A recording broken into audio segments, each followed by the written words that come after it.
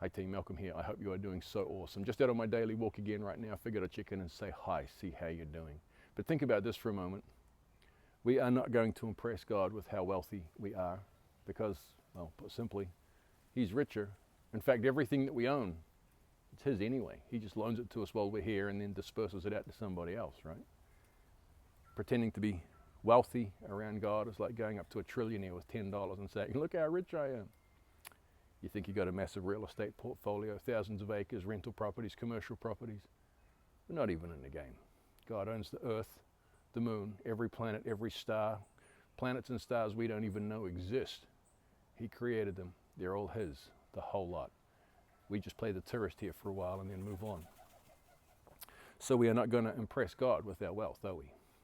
Neither are we going to impress Him with our power, because ultimately the most powerful people on earth will bow the knee before the King of Kings and the Lord of Lords. Don't play cute pretending you're powerful. God is power. And the best thing we could possibly do is submit to His power. We're not going to impress God with our education or intellectualism, because whatever it is we think we know, again, we're not even in the game, are we? We don't even know what we don't know. In fact, typically throughout all history, the intellectuals, the educated people, they've caused the biggest problems in the church of anybody. I know so many people that have been blown out of the church because it doesn't matter what somebody says. Some intellectual has to correct it. It gets tedious really fast. But you're not going to impress God with what you think you know. You're not going to ever be able to correct God as if you know more than He does. And there's a lot of people trying to prove that point ridiculously. If you want to get God's attention, you're going to do it through obedience. Running away from God is disobedience. Partial obedience is disobedience. Obedience with conditions is manipulation, and asking a lot of questions, that just shows a lack of faith. He's looking for obedience where He says something and we do it. And if we love Him like we say we do, that should be enough.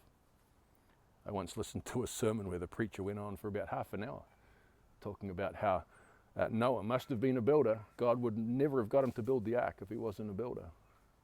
Since when was that the point of the story? The point was his obedience, not his vocation. There's a saying around that says that we've got to love what we do. No, you don't. Moses, when God called Moses, Moses did everything he possibly could to get out of it, didn't he? God said to Moses, you're going to go see Pharaoh. You're going to tell him to let the people go. Pharaoh's going to put up some resistance. But don't worry, I got it. And Moses said, oh, no, they'll never listen to me. I got a speak problem. I can't. It came up with every excuse you could imagine, didn't he? And in the end, God got mad. That's what happens with disobedience. We make God mad. If you've got a calling and you're trying to hold back from it, withdraw from it, it makes God mad. In the end, God gave Moses a stick, which ended up doing a lot of the heavy lifting. And He gave him a brother called Aaron to do a lot of the speaking for him. And they went and got the job done. To question God as to say, I don't think I can do it, that shows a lack of faith. It's pretending that you think that God doesn't know what He's talking about or can pull this off. Of course He can. Of course He's going to. Esther didn't like what she was doing. In fact, when it came to the first banquet, she couldn't even get the words out. She had to run a second banquet the next night to say what she needed to say. She didn't love what she did, but she just didn't want to see all her people murdered by politicians, executed by politicians. If God calls you to something, do it.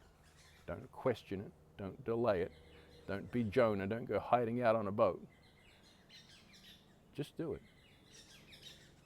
Take care, guys.